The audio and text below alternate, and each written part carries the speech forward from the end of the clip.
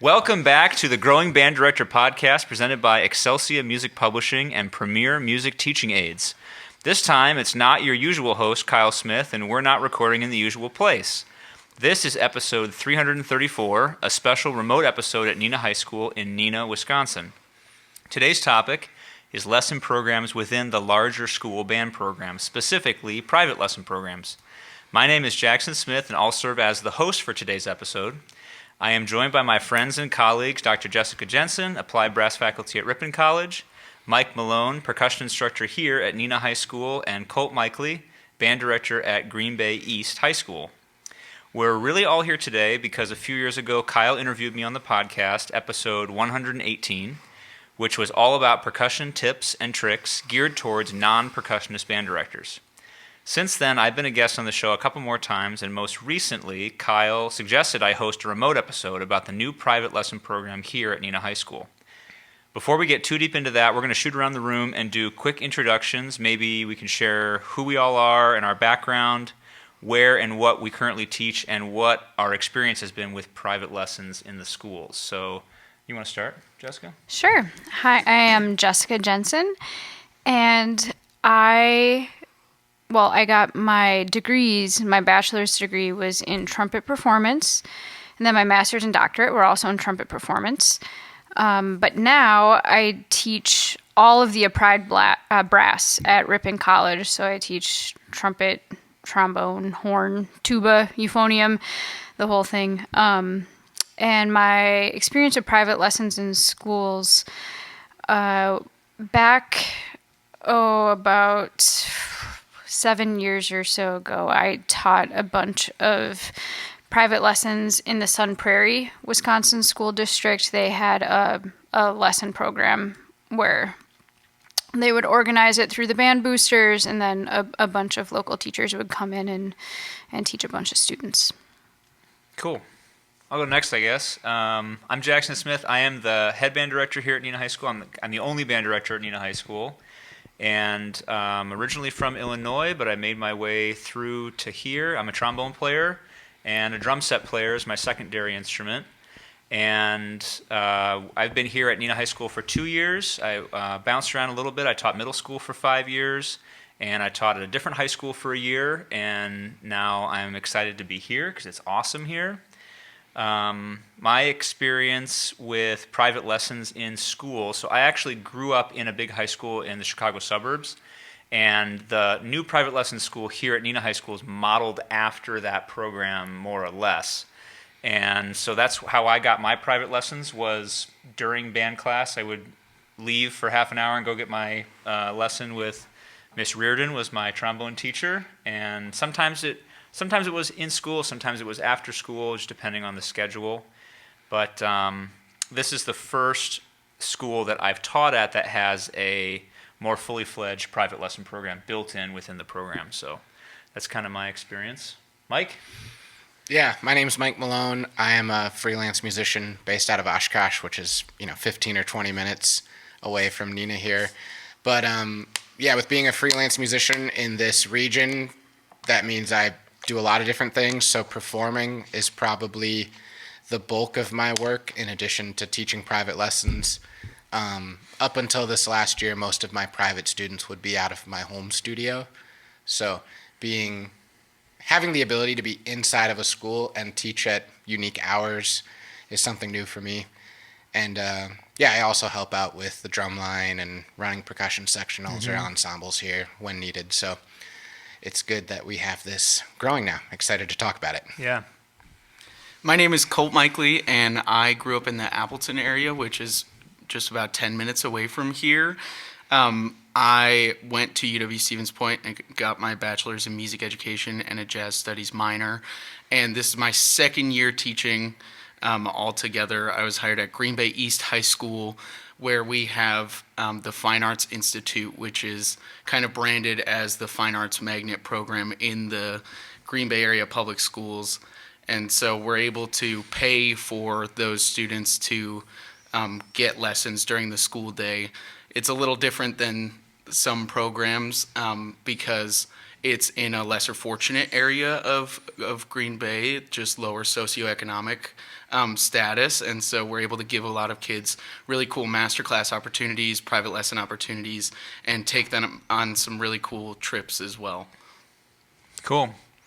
So we're just going to kind of do an overview of the two band programs that we're going to talk primarily about, which is the program here at Neenah High School and then also at Green Bay East, which are close to the same size. I mean, they're both triple or quadruple A high schools, but the band programs and the lesson programs are really different. So we can kind of do some comparing and contrasting.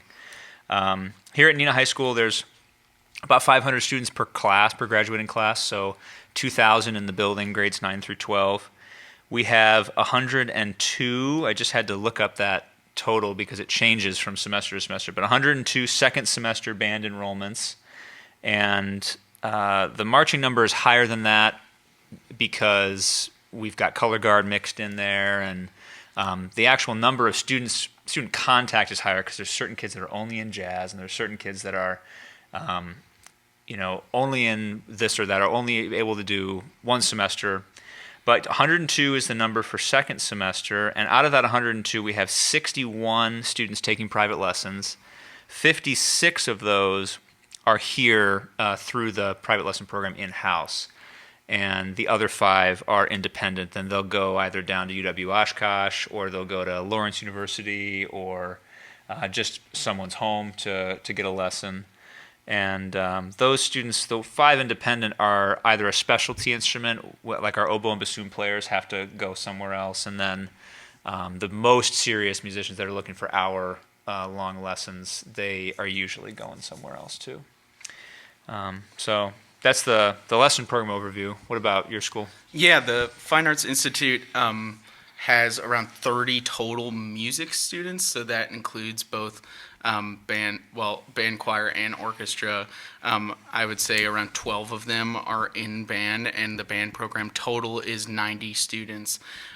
We are on trimesters, and so it recently has, it has its ups and downs of how we can get kids scheduled to be in band, but for example, there was a class conflict with an advanced class that wasn't offered to some incoming freshmen, and so I had like 3 band freshmen that couldn't be in band during second try. And so that kind of causes some interesting situations, but it's around 1,200 kids in the whole school. And I think that's all the info. I taught with trimesters at my last job. Have you guys ever experienced trimesters? Just in undergrad. Yeah. No. No.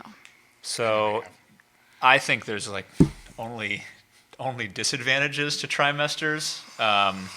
It does exactly what you're saying. Is it sort of like truncates the options for students with their elective classes, and you get this weird thing where sometimes kids are in it for the whole year, and then sometimes your numbers like turn upside down for second or third semester, and sometimes it's impossible to predict.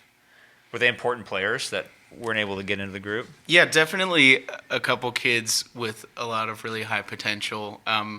And so that I think the trimesters for a music program makes sort of sense in the way that like our units are kind of based on like those chunks of time. So for example, the first third of the year we have our marching stuff and then our concert. And then the second trimester is pretty much all solo and ensemble time. And I feel like a lot of directors around here especially say solo and ensemble time is when the kids make the most improvement the fastest. And so For sure, that's true. There are some, it's unfortunate that like a lot of their friends are going to be making so much progress and they're in 2 math classes to be able to make up for whatever it is. But, hopefully they'll be back during the third trimester. And so I guess I want to go a little more in detail of the East Fine Arts Institute. Yeah. It's not as much just a lesson program. It's basically like a certificate program for these kids to to have along with their degree. And so we offer a music strand, there's a dance strand, visual arts strand, theater strand, and so it's all kind of funded by this same sort of conglomerate. And we're one of the only programs that actually has a dance class, and like there are around 50 kids in the dance program, and we have a full-time dance teacher In the school district? at that school. Just at East. Right. And so that kind of created a lot of cool opportunities for, just funding and different people to get interested in what was going on. But for example, like a music student has to take music theory, AP music theory, and a couple other classes, like an applied art class, in order to sort of get that certificate along with all of their private lessons. So it's, it's pretty involved in the curriculum as well. It's not just providing those lessons. So it's a really cool opportunity, and it gives a lot of kids advantages when they're, building a portfolio to apply for colleges and do other musical or non-musical things that involve organizational skills and, working hard. And so It kind of sounds like an IB program to me. You know about IB program? Not a whole lot. I know I've had some students come from it. Yeah. International Baccalaureate, you know about that, Mike? No. It's just like it's like an extra, well, I don't know. I shouldn't even have said it. I don't really know a lot about it either. But it's like an extra diploma stamp of you've done this extra coursework in a specific discipline that you've chosen.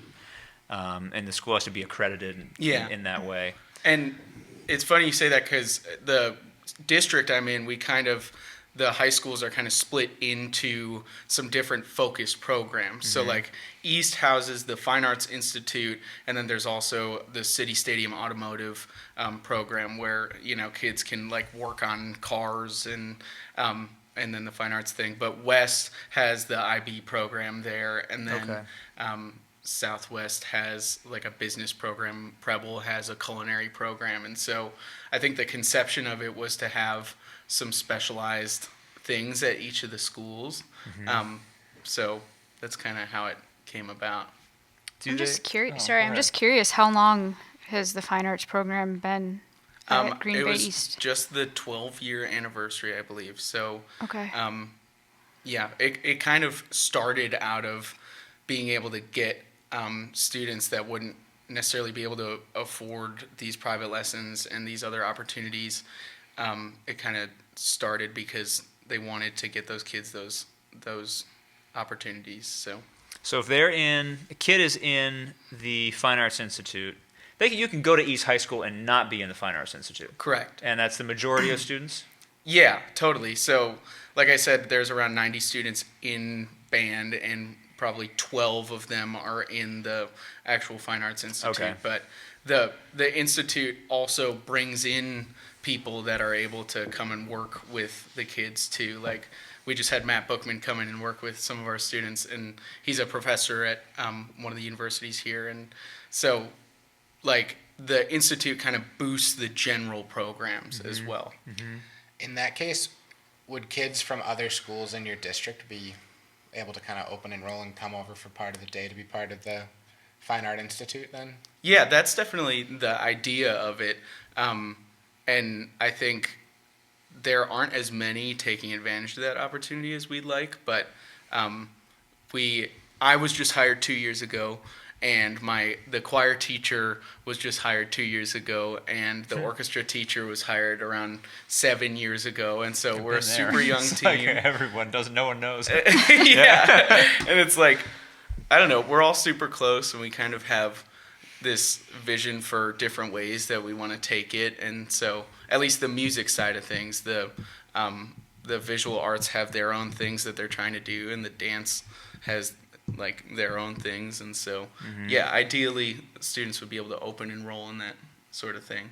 Because it's surrounded by other school districts. I mean, Green Bay is a pretty big area. Yeah. So you could be 20 minutes out and decide that you want to take advantage of this program and come do it. So if they're in the Fine Arts Institute, they get private lessons for free, regardless of socioeconomic status. That's just part of the deal. Yeah. That's correct. cool. And they have to apply, or what's the thing there? Yeah, there's like a quote audition process when they're first coming into their ninth grade year, but it's more for the students to have some kind of like all-encompassing, this was the moment that I started this journey. It's really not incredibly selective. It's just a matter of like procedure and having them, feel good about their first performance trying to get into that institute. So we pretty much accept anyone in. What's hard is if, they've been in school for a year or two and then they want to be a part of it, because there's these classes tied with it. Right. You have to change, shuffle your schedule to meet the requirements. Right. And another thing, I know you have your lessons, they pull out of your performing classes, right? Right. So, well, there's a couple different ways, and we're on semesters, but it's a block schedule. So our classes are 100 minutes, and then there's a passing period. And there's a flexible half period, which is 45 minutes. That's every other day.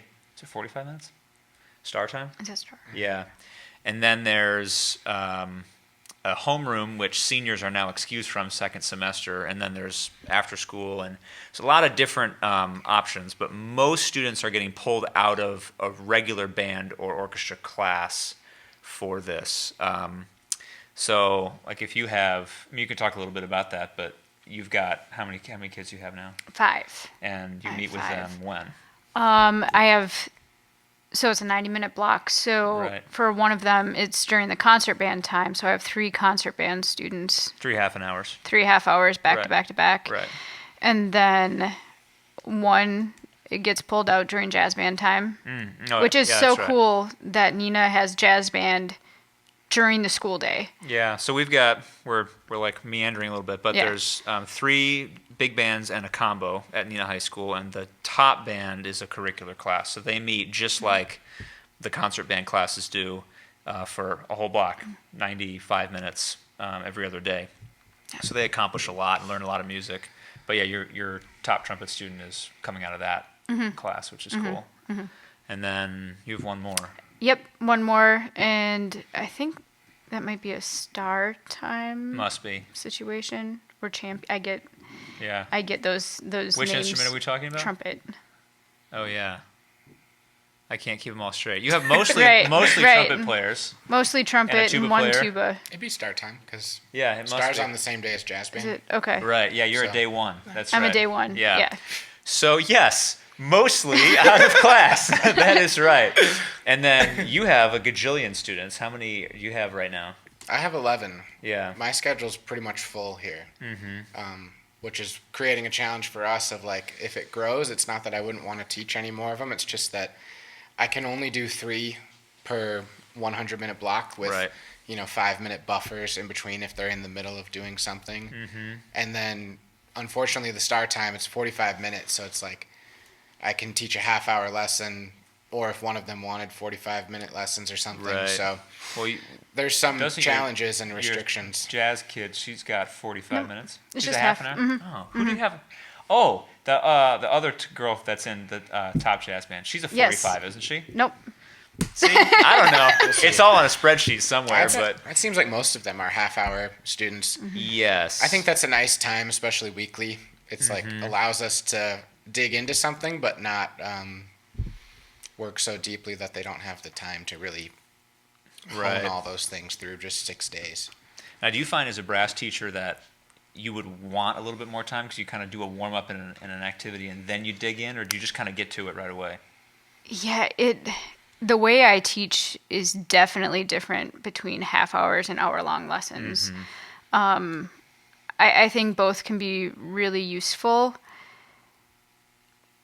And I think half an hours are certainly more appropriate for a lot of students at this level, but there are definitely some students who are more advanced who want to dig into those technical nitty-gritty details where you can spend that time being okay, this is how you actually do a good warm-up. This is how, and where you can actually demonstrate, this is how you practice it, instead of being okay, practice it like this at home because we have to go on to this next thing. Right. Where you can actually take There's the time. 7 minutes left, and Right. we have so to many finish things. this. Yeah. Where Do you realize Yeah. Soul and Ensemble was in 3.5 weeks? Do you all realize right. that? I had one of those the other day. Well, it got real for the kids in the top band today when I published the piano accompaniment schedules because they realized it was a week away, Yeah. no longer 4 weeks away or Yep. 34 days or whatever, however they're keeping track of the time. No, your pianist is coming in a week, and you need to be able to play through your whole But solo. you'd be surprised at how quickly some of them can just pull it together. Oh, it's frustrating. Whereas, It's like, terrible. It's so frustrating. They're yeah. just dragging their feet Yeah. for months. And They got then- their music in November, Yeah. and it's like, have you been working on this? I I've think been that's really because you busy. have 5. I have 11, so I have a few that it's like I'm not impressed with. Yeah. Okay. Maybe they think they can pull it together very quickly, and I'm like, Yeah. I'm impressed with your confidence, but That's good. it's maybe not serving you as well as the getting to it. Yeah. So, but deadlines spur actions. I think. Yeah. I also respect too. High school students are stressed beyond yeah. belief with being involved in activities. The music program here has allowed me I think the whole reason we got connected, or maybe that you sought me out, was probably because 2 of my excellent students were freshmen last year. Right. And I think we're probably great. I mean, I think they're just excellent students. I don't think it's because of me, but Yeah. they're probably great examples of my work, with you entrusting me to For help sure. out with the percussion program. But they don't take lessons at my studio anymore, which is more convenient for me. I have different resources there.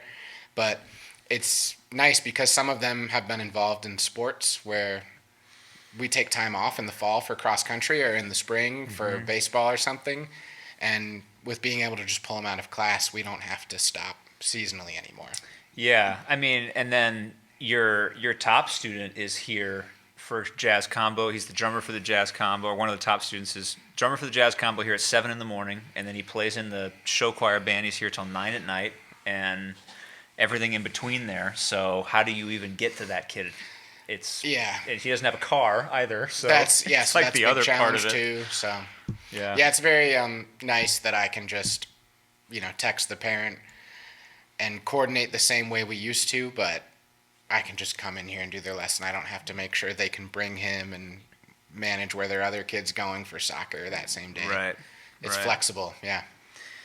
Yeah. So, I mean, you're here 5 days a week right now for Soul and Ensemble season, practically. Yeah, at least 4 usually. I mean, I can't even do everything. We had to bring in another percussionist to direct the other percussion ensemble Right. because I can't teach 2 days a week of the younger band with private lessons and then also run their ensemble. No, no way. Yeah, that's the other thing that's running concurrently with all these lessons, and then there was a concert last night, band concert in the middle of all of this where we were trying to get some material worked up. All the kids are working on their solos, and then we also have instrument choirs for flute choir, clarinet choir, saxophone choir, brass ensemble, percussion ensemble, with both the bands, and we have additional teachers coming to teach those. So once a week we'll split out and rehearse those in the big block classes. We'll do announcements and warm-ups and a little bit of rehearsal, and then we'll all go split out, which is cool.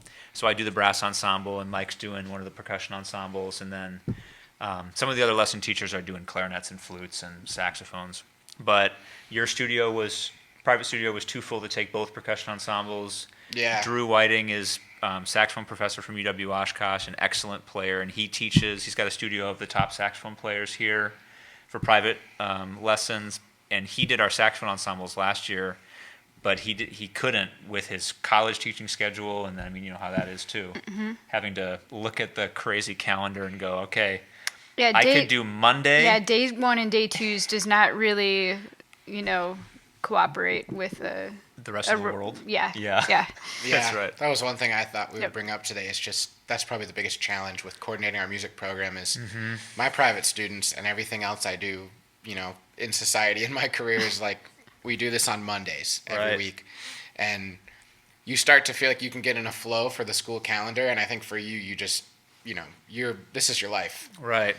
It is. You're here from 7 a.m. to 9 p.m. Oh yeah, too. no, for But sure I mean, am. So like sometimes I've come in expecting to work, and then it's like, oh, there's an assembly, and it's like we couldn't even plan ahead in terms of, well, it's day 1 or day 2, or school's Right. off on Monday because of MLK Day. So what you thought the routine was of next week being Monday, Wednesday is actually not. It's Tuesday, Thursday again. Right. Yeah. So it's challenging. The calendar that ends up being built to schedule all of these times.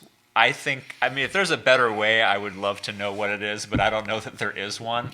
I end up, besides paying for like a lesson scheduling software, but So for all the students that are not in the institute, I actually have built into my FTE that I teach the rest of my band program private lessons. Do they which, get like, once a week?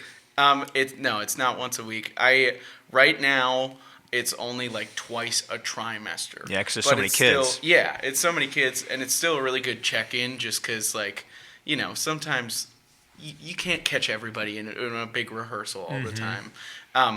But a thing I stole from Dan Glaney, who I student taught with, was he has... Now, where's that? That's at West De Pere. Okay. Also Green Bay area. Yeah, right. But he showed me on like Google Calendar, you can basically set up an appointment calendar. And so the appointments I do for those lessons are 15 minutes. Again, like brief check-in, make sure we're doing good technique, stuff like that. But they are responsible for signing up for a time that I'm available.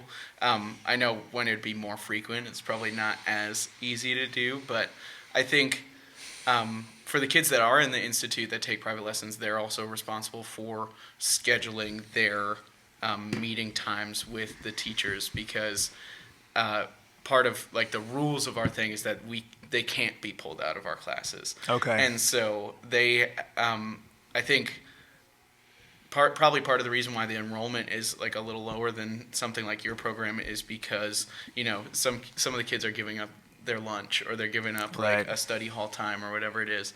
But I mean, those kids that are doing that are committed. Right. It's like, I think putting some of the responsibility on those kids is like just great for those life skills, but also, like you said, with how you had all your kids sign up for their own solo and ensemble registrations, it builds that sense of like, I am responsible for this thing, Not in every kid, but in a lot of them. Yeah, yes. and those high achievers, Right. like, We just had the due date for all the solo and ensemble events to submit them is today at midnight. And so I know that the choir teacher, she's sitting in her office down the hallway, like plugging away. And that was me last Friday. yeah, they have a show choir competition tomorrow, and I know she emailed us. She goes, "I'm going to do it, but I have to input 60 more events and whatever it is." Yeah. Did you like that process of having all the music out on the tables and letting the kids I loved it. look It was at like Christmas. I know as a student, I would have just been in heaven, like with the pile of just all the possibilities. Well, you would have been me, the super you know? nerd at that, like looking at every single thing and taking them home. Can I borrow this? Right. I want to Yeah. I want to ask for private lesson teacher people though, like, do you think that can be a dangerous thing, having too many options? Well, you mentioned that maybe last year there were too many options. Yeah, so my tendency as a director is to overcorrect something. So when there's a problem, I'll end up swinging the pendulum way the other way, and then I'll kind of find the middle ground the next time we come around to it. That's just kind of my way I operate. But in previous years, my predecessor was mostly just saying, okay, here are your two options, or I know who you are, you're playing this. And I think that my understanding is, and I wasn't here, but the engagement in solo and ensemble, and for sure in the process of selecting music, was very low. Out of between 100 and 150 students, he would maybe register 30 events, 40 events, and we have 112 registered this year, and 83 of those are solos. So it's a lot of music that's bumping around. But I think a lot of that is that the kids got to look through all the material, and then half of them could take some options to their teacher and say, I kind of am interested in this one or this one. What do you think? Or could you help me play through them and we can maybe decide? And us as private lesson teachers, we know like which ones from the list are good and which ones are kind of like, maybe that should stay in the file cabinet. Right. For a few more we decades. we have some weird stuff Yeah. in our file cabinets that were bought for some very specific kid years ago, and it's just sitting there. It's nice too. I know I have a lot of private students that I teach outside of the school, and even if they're in school band, sometimes it's hard to get them to bring their band folder to lessons because it lives in their locker during the week or this and that, or maybe they just want to work on other things. A lot of my students are more interested in drum set and developing that. So it's nice. All the lessons in the school, it's very easy to kind of figure out like what we need to be working towards, like a goal. So right now with it being solo ensemble season, there's maybe not a lot of pressure, but a lot of talk and working on it. And when everyone was picking things out, it's easy for me to say, well, part of our lesson time today is we're going to go pick out 2 things, read it or look at it and listen to a recording, and then we'll drop it off. Right. And I can't do that at my house. I don't have those resources readily available, and I don't have access to WSMA like a school would that's part of it. Yeah, so for all of the non-Wisconsin listeners, what we're talking about is we have a state music association that publishes a list of all of the solo and ensemble or solo contest repertoire that you can perform, and it's by category. Some of the categories are narrow, but most are expansive. The solo categories for the primary solo instruments like trumpet, trombone, clarinet, flute, there's a lot of rep on those lists, and it's by difficulty. So there's class A, B, C, and then there is class M for large group, but I think it's just A, B, C for solos and small ensembles. And not all states I know have this, but our state is pretty organized and regimented in this process, and they insist if you want to have your events go to the state competition and be part of the official solo and ensemble thing, that you register and you pay the small fee, and then they provide judges, and they that all goes into the system. They track the progress of all the people in the schools, and it's a great. I think it's great having taught in 3 different states. They're all a little different, and certainly there's drawbacks to the list because there's some things that probably shouldn't be on the list, and there's lots of great rep that's missing from the lists. Yeah. But it's a good place to start. In those lists too, there are some exceptions where like you can have transfer events where like for example, I have these three kids, they're best buds, but they're a bass clarinet, horn, and bari sax. Oh, nice. Trio. And they're like, we're doing something at solo and ensemble. And I was like, all right. So I pulled out Class C Nighthawk for, saxophone trio, and then, transposed it for them. And, like, they were cool about it. You just have to submit those things in advance. And then same thing is for, like, permissions. So I'm a percussionist, and some of the percussion ensemble rep out there is just really hard. And especially the stuff on that list. So one thing I did this year was I pretty much got all my percussion ensembles permitted to do some other arrangements that I found online from like Tap Space Music, and there's a lot of great stuff out there, and the list is a good starting point. But I will say it's my second year teaching, and the first time I looked at it, it was definitely terrifying. But yeah, that's what sort of you were alluding to a little bit, where I was saying I overcorrected, because last year, my first year at Neenah High School, I was sort of hell-bent on getting the kids engage in this process, because I know as a teacher how valuable it is, and we were saying how much they grow through the solo and ensemble process in those 2 or 3 months. So what I did is I took all of the solo and ensemble music out of the file cabinets, and I laid it out on the tables across the whole back of the band room, 7 tables wide of music, and with little folded cards with all the categories, and just gave a couple class periods to just say, here it is, go look at it, and if you find something that you think you might like, find a recording, see if you can listen to it, or talk to a friend. You want to play a duet with a friend, here's the duet categories.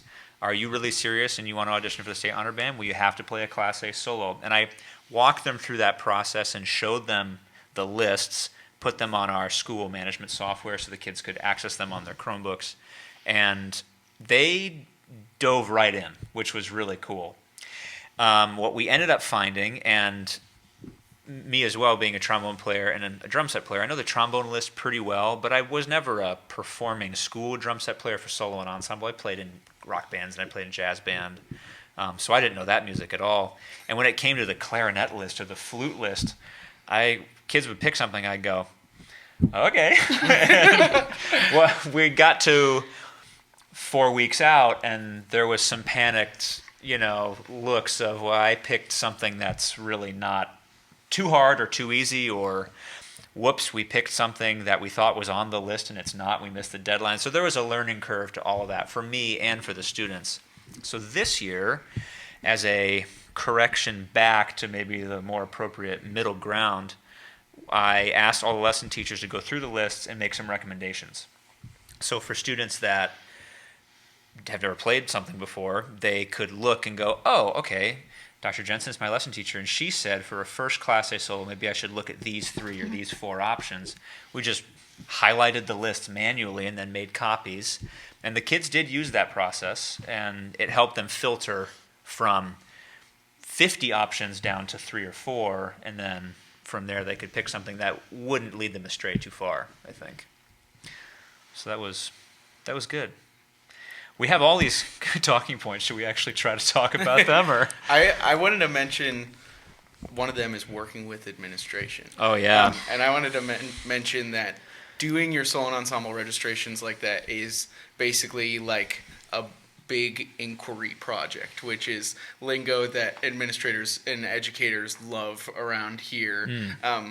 And I think just putting the kids in charge of looking into those things, and like I said, being responsible for the success of those things, I think it's a really cool way to do it.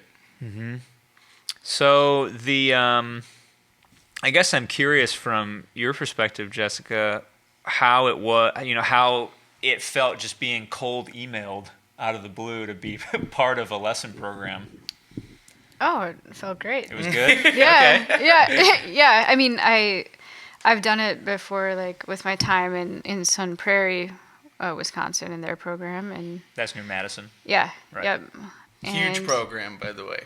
Yeah. Like for context, Yeah. some really great concert bands over there, and their jazz bands have made it to the essentially Ellington finals. Yeah, they had the lesson program, and this was all after school, nothing during the day, where I would go to one of the middle schools on a Tuesday and teach for a couple hours after school, and then I'd go to another middle school on a Wednesday, and then I would go to the upper middle school on like a Thursday, and then like, so it was like one day each at every separate one. So no, I wasn't scared when Okay. you emailed me. I hope not. Well, just that we had never met. I sent Right. this giant email to, 60 names or something, and I got about 15 people to respond, and out of that 15, we filtered it down to who was truly available to take students and who was just sort of mildly interested in this idea.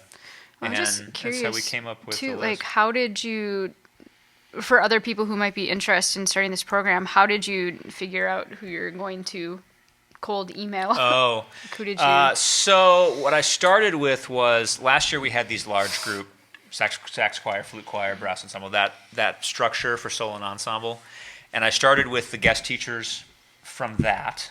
One was a retired teacher from our school district. She does clarinets and saxophones, and then Drew Whiting from UW Oshkosh did the remainder of the saxophone ensembles, saxophone students and saxophone ensemble last year. And then we had a flute teacher do the... Anyways, I started with those people, and I said, here's what we're doing. Could you just put some names on this document for me? And if you have contact information for them, maybe just a 5-word description of who they are. And, you were on that list, and we were already connected because you had kind of taken Yeah, the I'd already percussion done- instructor job. Doing the drum line and percussion sectionals here, so So it was sort of just a group effort to get a list of people together, and from there I worked really hard on a detailed but brief message of here's what's going to happen at Neenah High School, and we got approval from our school district to do it, and do you want to be part of the group? And That's kind of how it happened. There wasn't any magic sauce to who it is, but we're in a good area for this because Neenah, Wisconsin is right near Appleton, Wisconsin, but it's also 20 minutes north of Oshkosh, Wisconsin, which is a fairly large metropolitan area. And then you go a little farther south, there's Fond du Lac, which is similar down by where Ripon College is. And then you could go a little farther northwest and you get over to Stevens Point where there's a university, and there's Lawrence University in Appleton. So there's lots of music sort of in this area where that's drivable. So I think that lends itself to availability for teachers. People that are in a more rural district, I think that would be more of a struggle. I actually had a phone call with one of the band directors in Wausau talking about the programs a couple weeks ago, and that was one of the concerns he shared, just that they're a little farther out from Stevens Point's sort of close, but not that close, and that would be a challenge for sure. Do you spend valuable time all year correcting your students' hand position instead of focusing on the music? Thumb Gummy solves that. These simple, cost-effective teaching aids fit on trumpets and trombones to guide the right hand into proper playing position, reducing tension, improving form, and giving tactile feedback so students can focus on playing, not adjusting. It's easy to use, comfortable, and designed by teachers and players for beginners as well as older students. Join thousands already seeing the difference, and keep an eye out for our new clarinet thumb rest coming soon. Visit thumbgummy.com to learn more. That's thumbgummy.com. Band or orchestra director looking to streamline your rehearsals and help your students take ownership of their intonation, you need to know about Tuner Caddy. It was invented by Mark Casperson, a veteran band director with 38 years in the classroom. Like lots of us, he was tired of drop tuners, scattered materials, and constant reminders. So he created a solution, and after 57 prototypes, the Tuner Caddy was born. It's been used by some of the most respected programs in the country. Mouse Middle School, Cooper Junior High School, Arbor Creek and Creek Valley, Rushing Middle School, Stiles and Grisham Middle Schools, and the Henry Middle School Band, which was a 2024 CCC Honor Band of Texas. These aren't just good groups, they're the best of the best. And when they step on stage at Midwest, TMEA, or Music for All, many of them have Tuner Caddy right there with them. It's been used by university music ed professors to help train future teachers because it works. The classic fits most stands and includes a pencil holder. Student Pro is slim, binder ready, and magnetized, and the new Tuner Metronome combo transposes and has a 6-foot mic, ideal for students and directors alike. You can get them at tunercaddy.com, Music and Arts, Sweetwater, Premier Music Teaching Aids, and local retailers. They even offer grant writing support for educators. Check them out. Austin Custom Brass is a proud sponsor of today's podcast. They can be found online at austincustombrass.biz. The Austin Custom Brass shop is located in Kansas City, Missouri. They're frequent attendees at MEAs around the country, including a TMEA in Texas and Kansas and Missouri. They go to Midwest and Chicago and International Trumpet Guild. And give them a call today at 816-410-0826. If it's anything brass, they have it. Kaiser Productions is honored to sponsor the Growing Band Director podcast. As a publisher for Ludwig Masters and Southern Music, they uphold a proud tradition of outstanding musicianship. They share your passion for teaching through performance at all levels with music and resources for band and flexible instrumentation. Their catalog has essential literature by Francis Macbeth, James Barnes, and Frederick Fennell, as well as exciting new works, many by composers who've been guests on this very podcast. Whether you're looking for timeless classics, fresh new works, or your next contest piece, look no further than Kaiser Productions at kaiserproductions.com. That's KEISERproductions.com. Amano Music is a proud sponsor of the Growing Band Director podcast. If you're a band director looking for a clear path to grow your program, take a look at the Band Director's Goal Setting Planner. It helps you map out your priorities, organize your year, and stay focused on the things that truly move your program forward. Inside the planner, you'll find tools for long-term planning, weekly goal setting, reflection, and building stronger support systems for your students and community. You can find the Band Director's Goal Setting Planner at amanomusic.com. That's AAMANO music.com. And listeners to the Growing Band Director podcast receive a special 10% discount by entering the code GBD10 at checkout. That's GBD and the number 10 at checkout. I think everywhere, though, like, I feel like the word networking is, I don't know, a little daunting, but I feel like anywhere that you are, you can find really good players, and honestly, really good players that are looking for more students. You know, like, I know in Wausau, I can think of a couple people off the top of my head, like a piano person, a trumpet person, and I think showing up and, like, going and seeing some live music that you know, with people that you respect, or, you know, it's like a big band or whatever it is, I think it's a really easy way to just meet people around you and decide, like, this person is a great player and it seems like, you know, they have their own private studio. I don't know. I think that's just a good way to. I think you're right. I'm just saying that when I emailed, I got enough teachers within the first email, as opposed to having to dig around and really look, seek people out. Well, and when you first started here and took over for the last band director, I feel like a lot of schools have like a list that if you're looking for private instruction on your instrument, here's a list of a bunch of people and what they teach, and Right. they're at this university or they're just a private lesson instructor. So I don't know, did you have that handed off to you? I didn't have it handed off to me. I had it because my previous job was at the high school 5 minutes down the road. I was right Not next far door. away. Right. And so I got it from another colleague. Jacob Martin at Kaukauna High School had a list, and I took his list and then added some people to it. Do you know Jacob? No, I don't. Oh, okay. You smiled like you had some sort of history there. No, I just like this idea of like this like secretive list that just gets passed around. I think from you band would be director fascinated to Who's see laughing who's back on the list. Yeah. I just title it Fox Valley, which is the Appleton area, Fox Valley Private Lesson Teachers. I have at the top of this thing the creation of a program. We talked a little bit about finding and hiring staff, but one of the really important steps that we took in starting this is the administrators were hesitant to just say, yeah, go for it.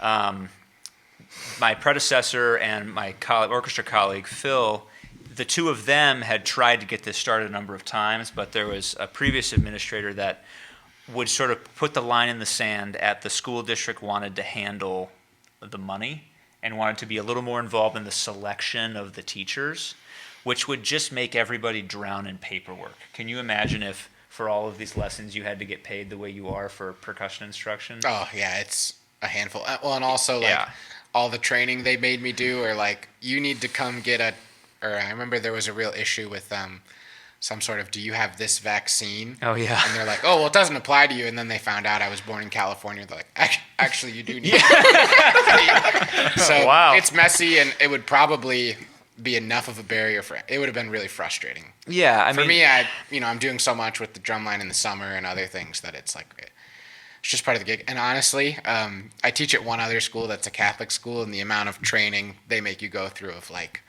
how to do things appropriately and in a smart, methodical way, that's even more frustrating. And that's I just had to redo it this week after doing it 2 years ago. Yuck. And it's a process. Yeah. But it's part of the gig for me.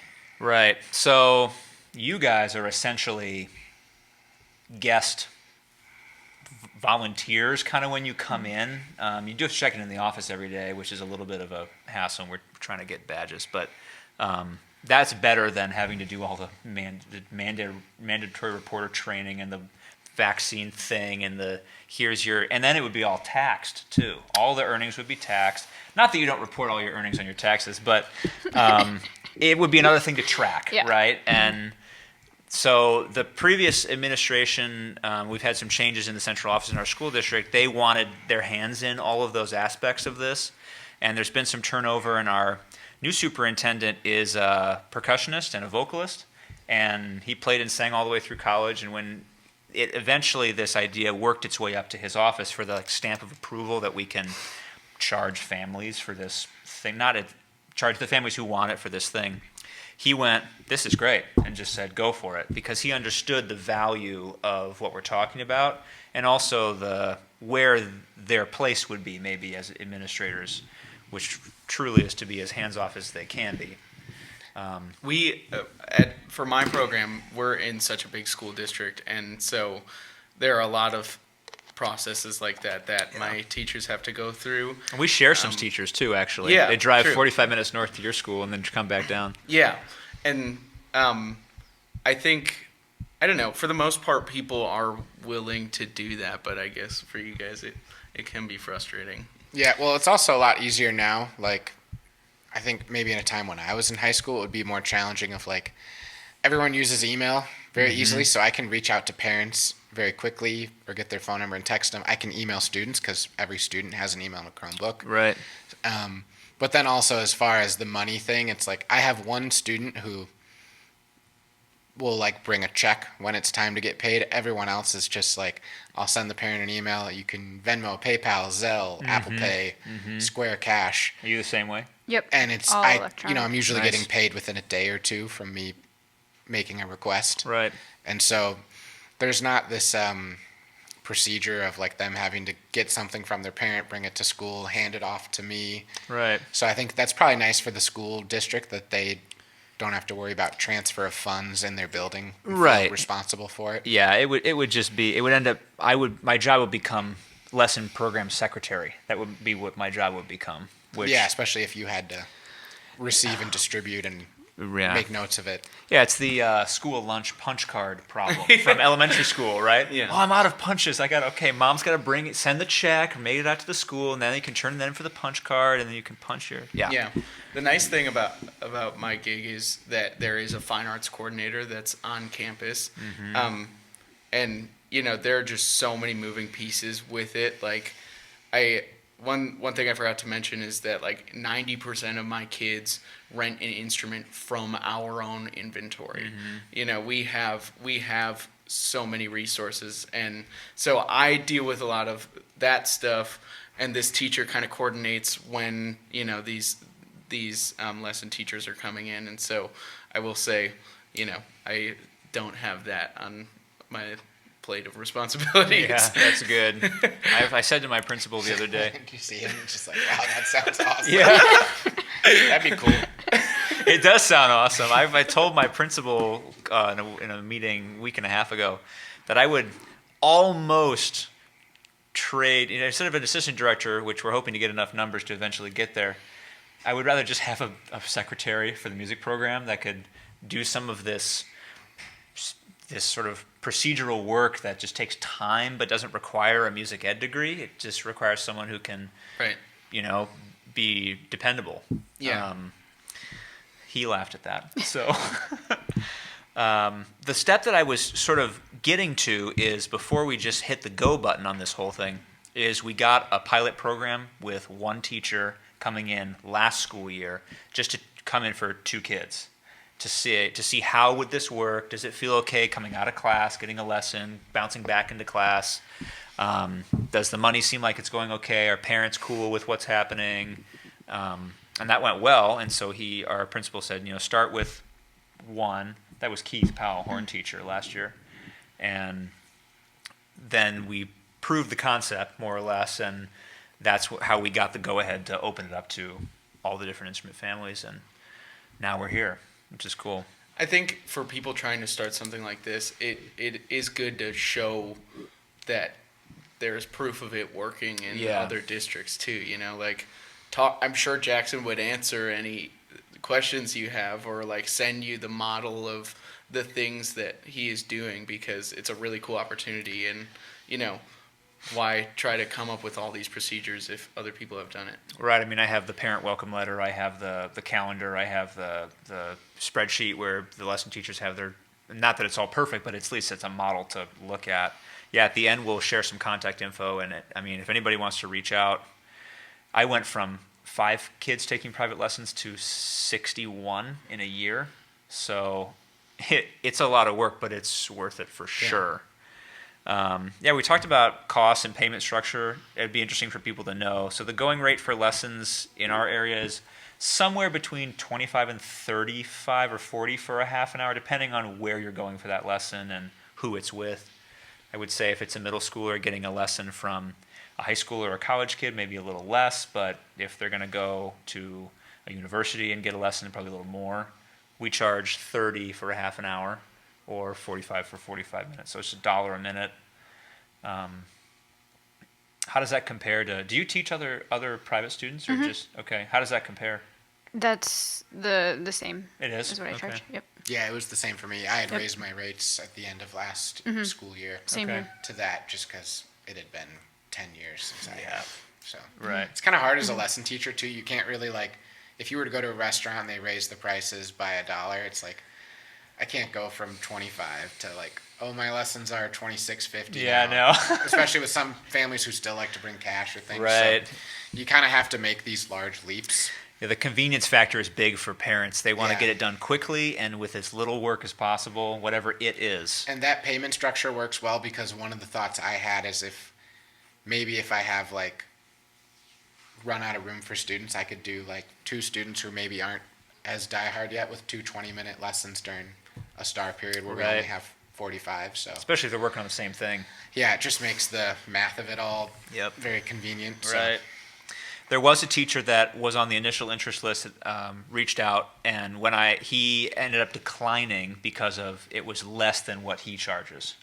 And it was a fairly high-end teacher that has a super elite studio. I can tell you at the end who it is, but that was interesting for me just to know that there are other teachers out there that are very selective, and this teacher that I'm referencing was also only interested in working with the top players if he was going to come and do this. So retired guy, and his time is valuable. I get that, but that was interesting for me. For me, as a lesson teacher, and a freelance musician, the school day is typically a time where I can't aggressively seek work. I mean, there's not really performing opportunities then. And Right. then the only kind of work I can do is going in and doing masterclass work or repair and tuning at schools or churches or something.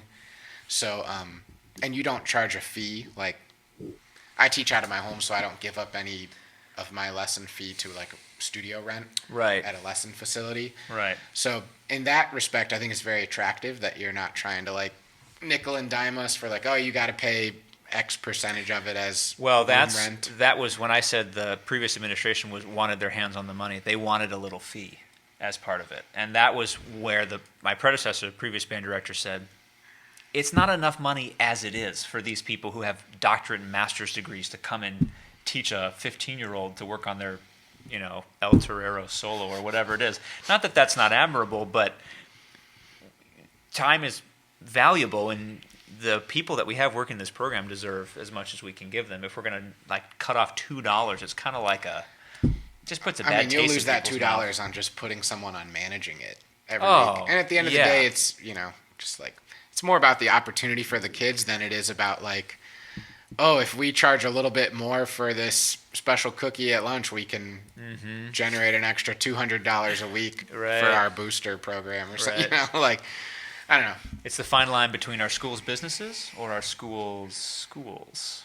They have to operate like businesses a lot, but are they really trying to make money? What are we doing here, right? I think bringing the parent groups into it is important too, because a lot of the times parents really want to support their kids somehow, but they don't have time to volunteer at a thing. And so it's like if they have an area where they can just put money and it directly goes to the success of their kid, I think that's a really good way to market it as well. Yeah, for sure it is. So I will share that initially when we sent out the registration, this was completely new for our school district to have this opportunity, and I thought it would be half of the families would be interested. It's a fairly affluent school district. Certainly, there's families everywhere that are needy, but most of our families can just afford to pay for this, which is great. There were only 10 kids after the initial email. And I sent it out again, and then as the deadline drew near, it got up to 25 and 27. It sort of trickled in, and I had to do a lot of hustling and one-on-one conversations with students and emailing back and forth with parents. In the 2 weeks in that time period after I sent out the registration and the sort of due date was for them to say, yes, we want to enroll in this lesson program, every parent email that I sent, I always ended it with, also, have you seen the information about the private lesson program? I really think it would be great for Jessica because she's going to be working on a college audition and, we can get her in with a lesson teacher. Here's the teacher I would pair her with. Have you talked about it at home? I had a little thing that I had written out, and most of the time I would get an email back from the parents like, yeah, we did talk about that, but I lost the email. Can you send me the registration? I'll get her signed up. So you have to do a little hustling to kind of put it back in front of them, because families get so many emails and so many messages. And the kids don't realize what they're what they're missing out on too. Especially kids that are going to go play after high school, or if they're working on some tough rep, then they've just been on their own for forever. They're a clarinet player in my program, and I'm a terrible clarinet player. So they quickly outpace me. And I mean, I can look stuff up and I can play my chromatic scale, but when it comes to like needing that nuanced instruction, I can't get them that. So I would have these individual conversations with students, and then the students might go home and bother their parents, and we eventually got to where we are, which is a little over half of the program being enrolled. But yeah, if you're in this boat of starting something like that, just know that you have to keep digging at it, because they're not gonna just all jump on it right away, especially if it's new. Have you had any students express interest in the program, but say like $30 a week is just our family can't do that? Like, what? I feel kind of personally conflicted with like separating the haves from the have-nots, right? And like, so yes, there have been some families that have said exactly that. Just we'd like to, but I'm not sure if he's super dedicated, and $30 is a lot for us. What I have told those families is that we have scholarships. We have scholarships coming from the Music Parents Organization and from the community band, but they're in the spring.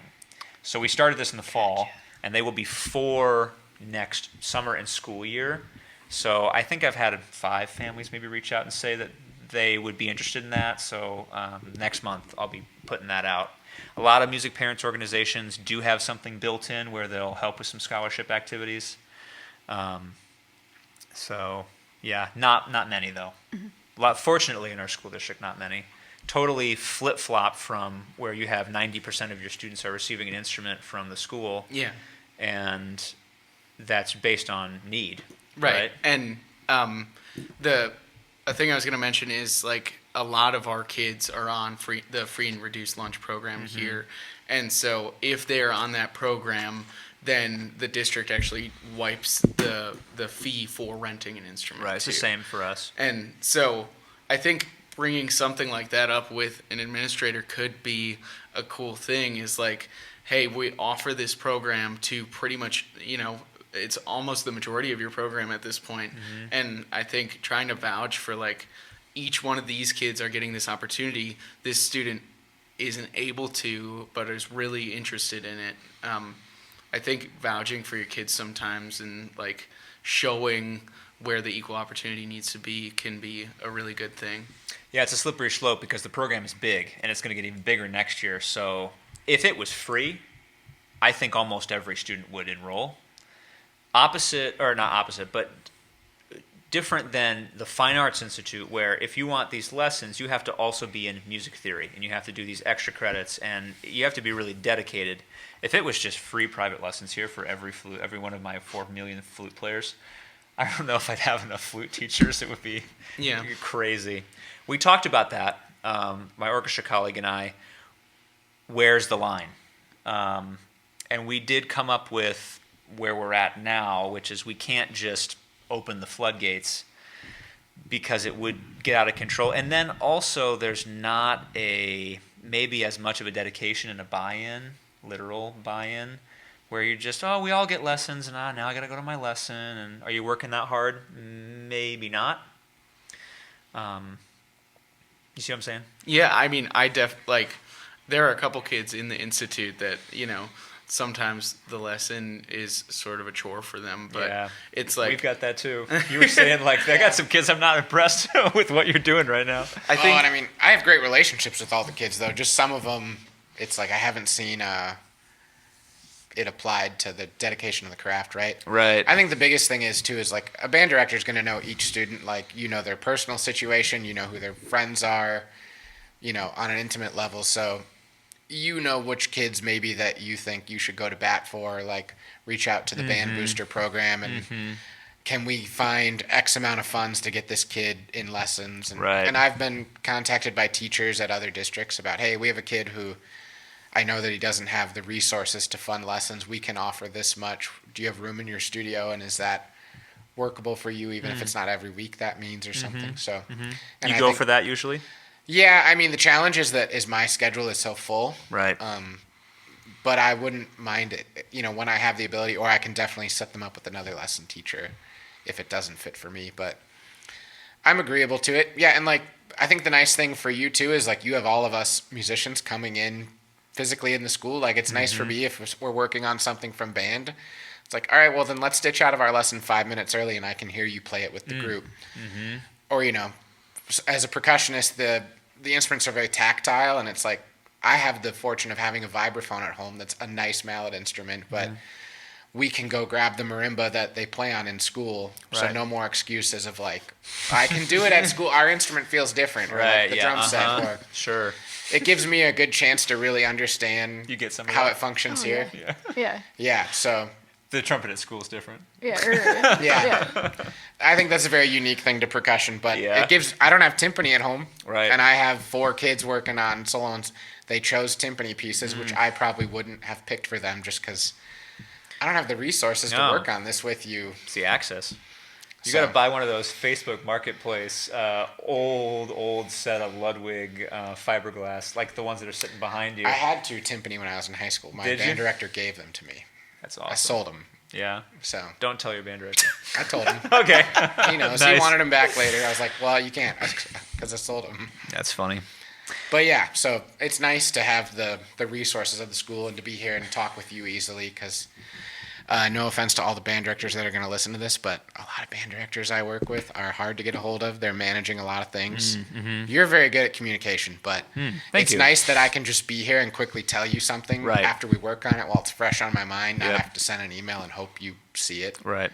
Immediately goes in my reminders so that I don't Yeah. forget whatever you just said and the long line of kids that need whatever Yeah, they so- need. Yeah. It's good. Well, the last thing I kind of have on here, I mean, the creating lesson schedule, we talked about that a little bit.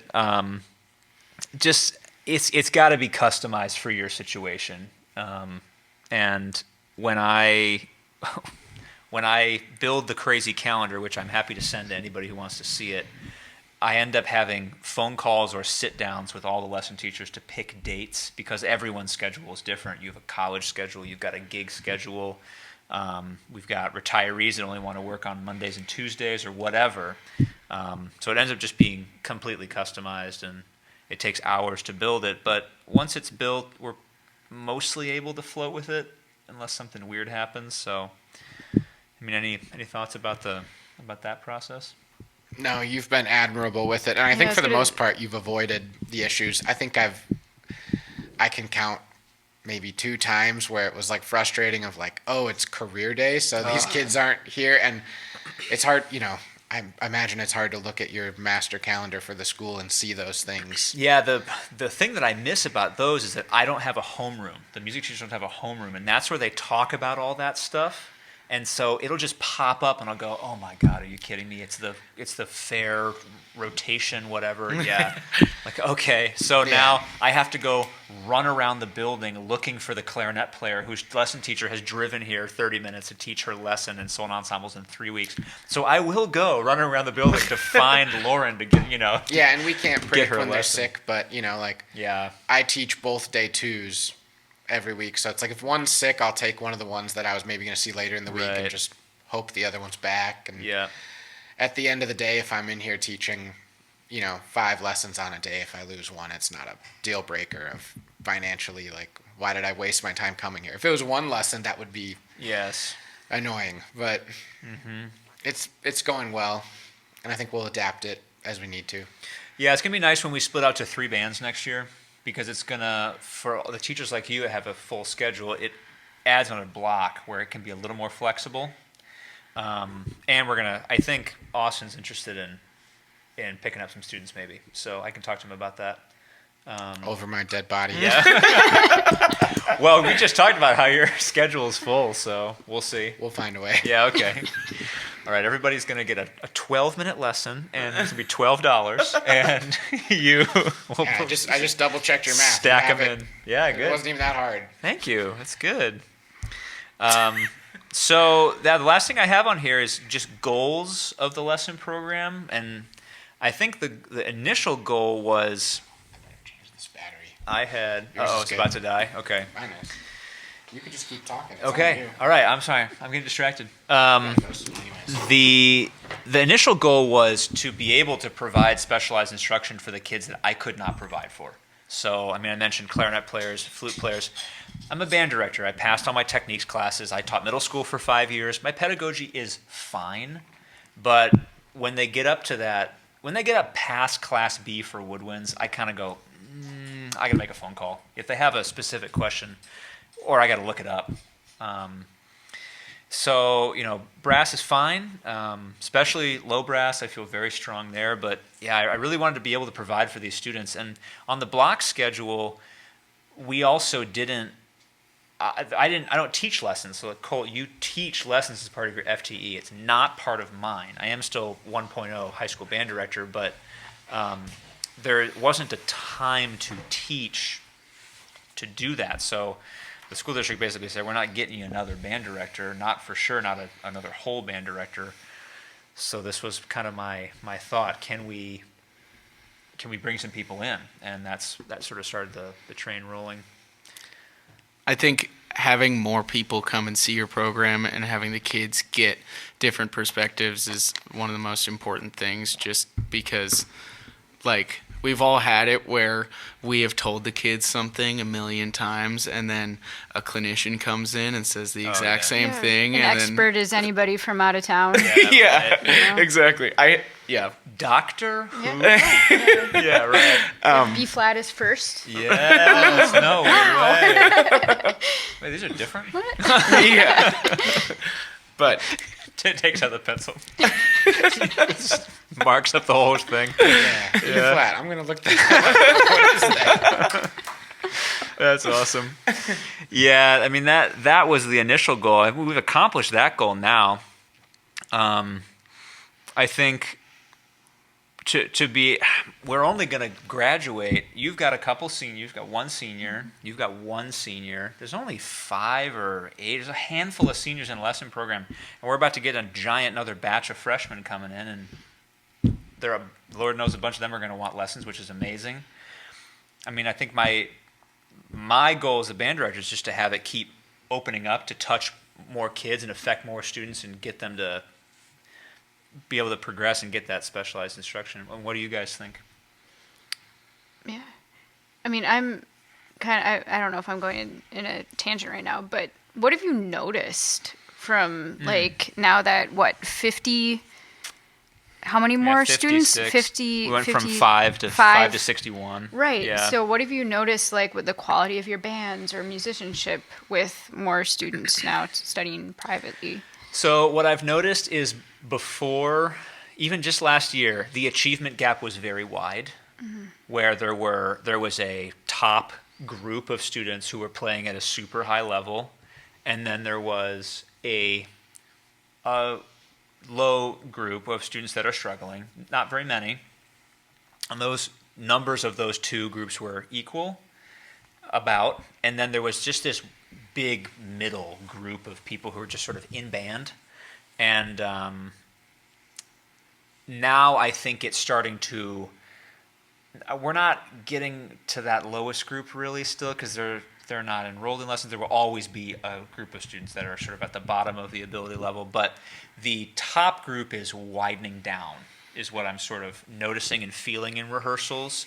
I had maybe 20 Class A solos last year, and I think there's 70 registered for this year, which means that the lesson teachers are thinking that they're at the ability where they can do that, and we're right at the turning point. What did you describe it as? The agony period in solo and ensemble. Was that you today? Oh, maybe.